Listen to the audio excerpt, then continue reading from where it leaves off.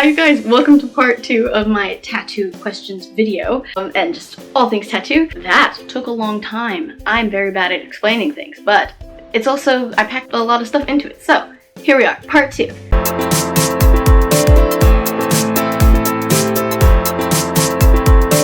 So where we left off was talking about what to do to prepare yourself for your tattoo. Now we will talk about the healing process. So your tattoo will peel most likely. That's natural. If it peels, that's good. You're wounding your skin. It's basically like an open wound. So just like if you were to get a scratch, it would scab up. So that's kind of, I guess, what the tattoo's version is, peeling. So your artist should give you either a paper or just talk to you about tattoo aftercare. So what that usually means, in my case, some sort of antibacterial, unscented, specifically unscented soap, and an unscented lotion. The lotion that my studio recommended was Lubriderm, and I've used that for both my tattoos. I really like it. My first tattoo, I did the Dial antibacterial unscented soap, but given that there's a virus going on, I could not find any antibacterial anything. So for this tattoo, I've been using the 7th generation. It's a cleaner brand, unscented hand soap, and I asked my artist beforehand and he said that should be totally fine. Especially if your environment is clean, that should be okay, but it's always best to listen to your artist. I'm gonna get into what I did to heal this one and then what I did differently to heal this one. These are just things that worked for me. Make sure ultimately though that you do listen to your artist. So for a lot of videos that I have seen tattoo artists make about aftercare, or people make about aftercare, a lot of people say use Aquaphor and stuff like that. I've heard that Aquaphor is a lot like Vaseline, and I don't like that texture. There are a lot of different aftercare lotion type things that people use. Ultimately go with what your artist and studio recommends to you, especially if you're a first time. The only reason I've done anything different with my healing process this time was because I've been through it before and I saw things that maybe didn't work for me. So they should tell you what to get, which is always good to talk about with them before your appointment, so that way you don't have to run around and worry about that while you have this thing that you've got to be careful about, bashing and stuff like that in the store, buying your tattoo aftercare. So I bought my aftercare for this 2 weeks in advance. So you got the antibacterial soap, unscented. Everything needs to be unscented in this healing process, because even in skincare, fragrance is generally very irritating to the skin. It can cause a lot of irritation, and generally it does. Some people doesn't, but it's always just best to use unscented products on your healing tattoo. I would say honestly within the first few months of you getting it, if you are going to use anything, make sure it's unscented, just to be safe. That's just my kind of rule of thumb I go by. Yeah, so for my first tattoo, I followed what they said to the T pretty much.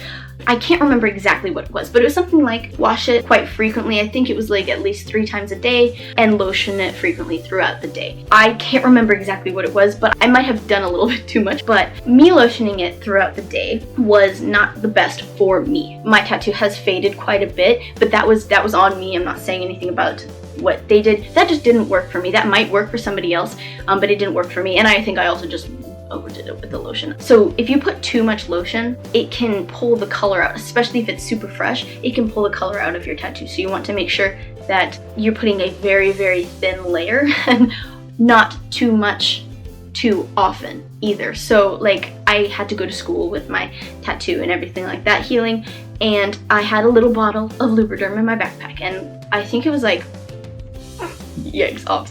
I think it was once every once every period, I would lotion it.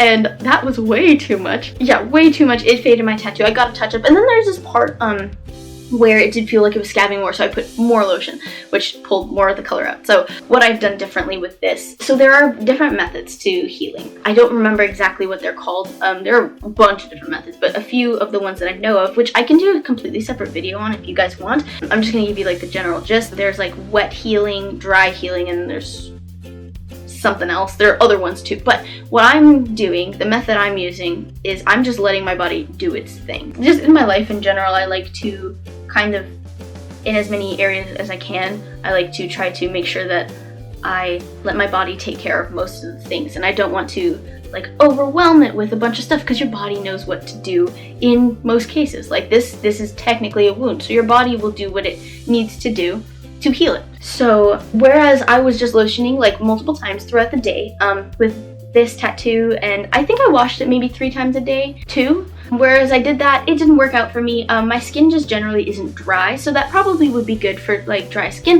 Yeah, it just didn't work out for me. So what I did with this, and I think it's still healing, so you can kind of feel it. It's really cool. I mean, you can't feel it. I can feel it. But it's like still raised a little bit, and I like that feeling. I think it's cool. But it is still healing. It has stopped peeling, but it's still in the healing process. So far, I'm really liking it. It's making me a lot less nervous about how it's going to turn out when it's really done. But what I've done for this is, when it was peeling, I washed it 2 to 3 times a day. So I'd wash it in the morning, at night, and then somewhere in between. And I would only lotion it after I wash it, because this is just stuff I've learned from like face skincare, and that is when you cleanse some part of your body, that is often the most stripping part of your routine of whatever, your skincare routine or even taking care of a tattoo. So my thought process was, so I'm going to wash it and then I'll put lotion on. So when you do go to wash it, you want to make sure if you are going to use a towel, it is clean, like literally just washed and dried and clean. I personally like paper towel better, just because I trust that a lot more, because you know, things can get stuck in the fibers, and then it's just, to me it feels more gentle because it doesn't have the little spiky things, like it's not even spiky, just the little fibers. It just, yeah. And Bounty's wonderful. So when I would wash this, I would just put the paper towel, one thing of paper towel over it, just dab it, dry it, and then I wouldn't throw that away yet, and I would put a layer of lotion. I usually would put more just so that it's easier to like move around, because especially when you've just gotten it done or when it's in the healing process, it can be pretty tender. So I just do that so that it's a slick surface. And then I would pat off the excess. Be gentle. And so I would do that 2 to 3 times a day, and then I would only lotion it after I washed it, or if it was feeling really dry. Other than that, I left it alone, because your body is going to produce all the stuff. It needs to take care of this wound, and you're just helping the process along a little bit with washing it and lotioning it. And so I really liked that technique. It has made me very not nervous about that healing process. So that's what I've done. There are other methods that you can try, but I would say if this is your first tattoo, 100% listen to your artist. Do not listen to me. Do not listen to anybody else. Listen to your artist.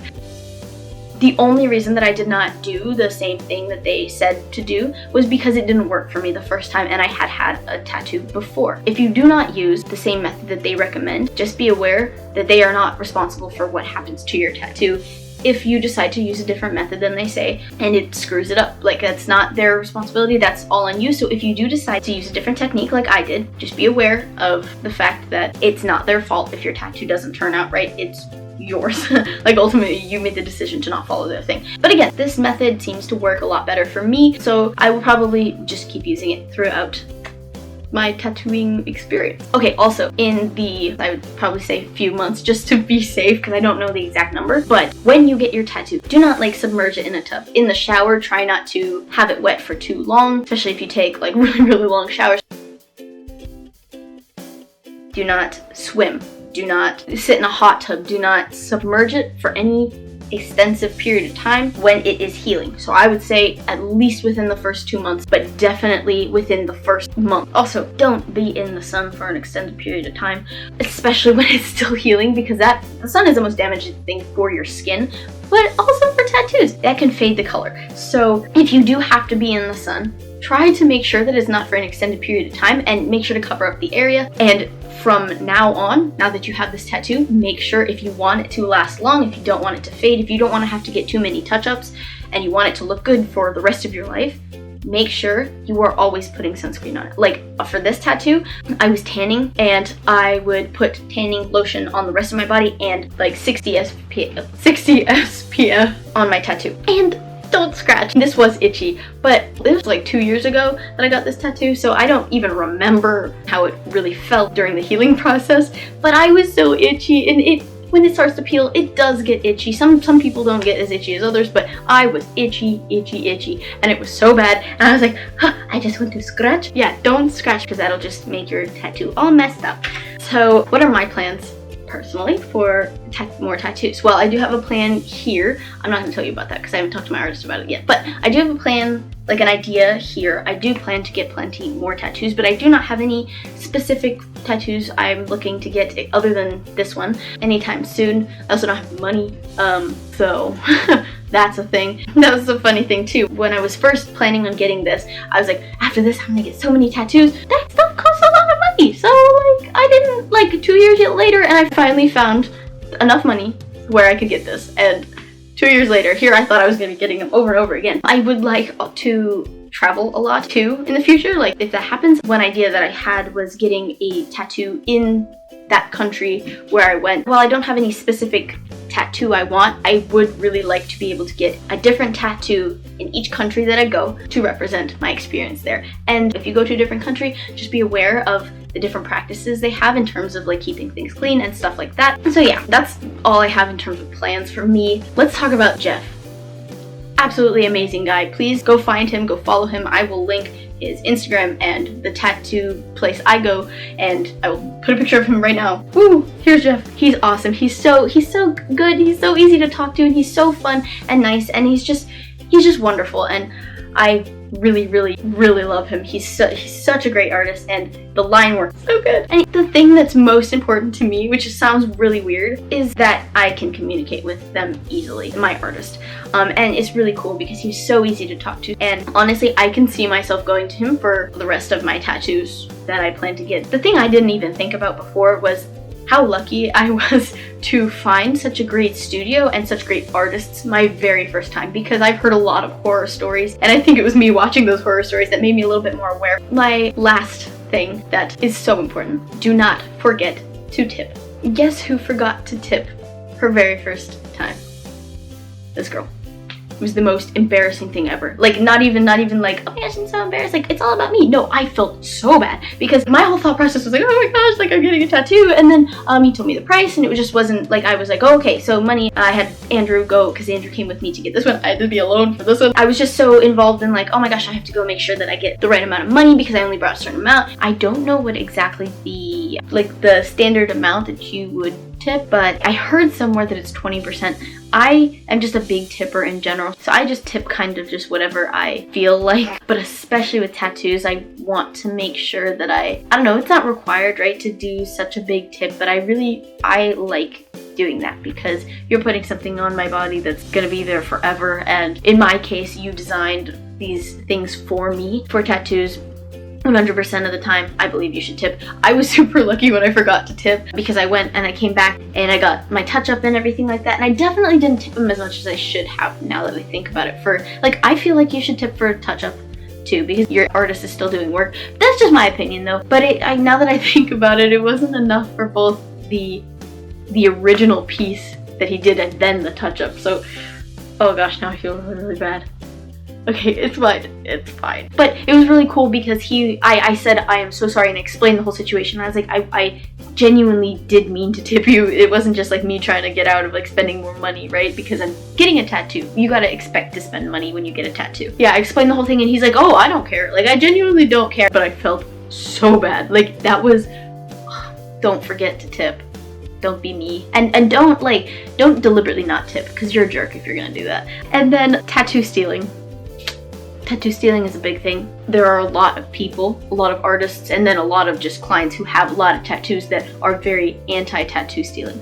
Now, I 100% think if you find this design on Pinterest and you really like it, that's great. You can take that and say, hey, I would really like something very similar to this, but can you do your own twist on it? I'm kind of torn because on one hand, I don't want to demonize anybody for tattoo stealing, but if you have like a big piece, for example, like a very intricate piece, and it is exactly the same as somebody else, I don't know, like, you can like the design, but it's also like, if that design was made for them, it's kind of weird to me. I'm just gonna say I'm not for that. I personally will never do that. I know that 100%. I will never tattoo steal, and I know some artists have different preferences. Like, some artists won't do another person's work, which I appreciate. I think that's really like honest and great of them. But at the same time, if they were to, like, I don't know, I don't really see a giant issue other than it's almost like taking credit for somebody else's work in my eyes. Ooh. It's almost like saying I designed this by tattooing it on somebody, but they're not actually saying, like, verbally saying that, so it's like you can't say that they're saying that. It just seems like that, but it's like, at the same time, don't assume stuff. I don't know. I don't like the idea of having somebody else's work on me if it wasn't made for me. But I mean, I think that if you find a design that you really, really like, I think that's great. If you really, really want that, bring it to the artist and ask them, can you do something a little different so it's not exactly the same as that person has? I don't know, I just feel like that's just courteous and stuff. But if somebody does that, like if an artist does that, or if a person asks for that or wants that and gets that, I'm not gonna like demonize them. I'm not quite sure how I feel about this because I've heard a lot of people talk about it, but yeah. So anyway, if you guys have any more questions or if you guys want me to talk about anything else, even if it's not tattoo related, please let me know below. I had so much fun with this. It's very, very hard for me to speak though and stay on track. But yeah, I hope you guys enjoyed this video. Please leave it a like and subscribe if you haven't already, if you want to, of course, and I will see you in a new video. Thank you guys.